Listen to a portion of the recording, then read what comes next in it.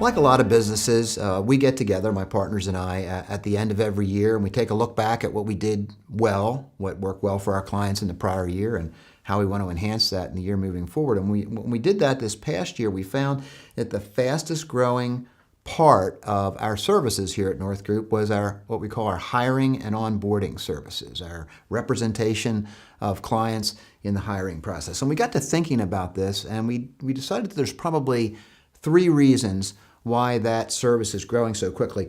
The first is pretty obvious, is that the economy is strong, and as a result of that, the supply of good employees and the employees needed by our clients is limited. And so just kind of a basic economic kind of argument. The second reason is that we see more and more organizations recognizing the importance of hiring well. And on the flip side, the cost of hiring poorly. In fact, we pulled some statistics on this, and they ranged in a ridiculously broad range, but we saw a real conservative estimate that said, a bad hire will cost you about 30% of that person's first year salary. And all the way at the other end of the spectrum, we saw an estimate that a bad hire, particularly in an executive position, can cost an organization as much as 6 times that person's annual salary. I think taking into effect poor management practices, bad behavior, the whole scope of what a bad hire can cost you. So that's the second reason I think more and more organizations are recognizing the importance of hiring well.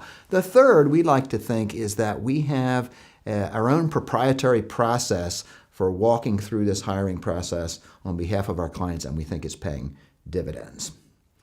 Now, I don't think there is any way to completely get away from hiring being an art form. In fact, we like to think of it as a combination of science and art. Where's the science come in? Well, the science comes in making sure that we have a predictable, repeatable, and consistent process that we apply throughout the process of hiring new employees, and that we apply that to every candidate so that we can produce feedback to the client that is, again, consistent and repeatable. The second thing that we can do is we can apply certain assessment tools, and these assessment tools, of course, are designed to tell us more about human behavior, and that's where the art comes back in. I don't think, at least not in my experience, there's any way to make human behavior completely predictable. By nature, we humans are a bit unpredictable, and when you layer on human beings with other human beings set up in an organization that's trying to accomplish certain objectives, put us into teams, put us into an organizational structure, have us take orders from other people, have us have passive-aggressive behaviors over against things that we really don't want to do within that organization, human behavior is just fundamentally unpredictable. So how do we go about doing this well?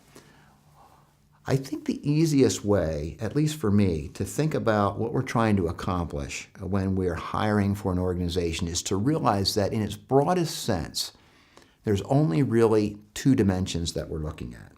The first dimension is behavior, and the second dimension is productivity.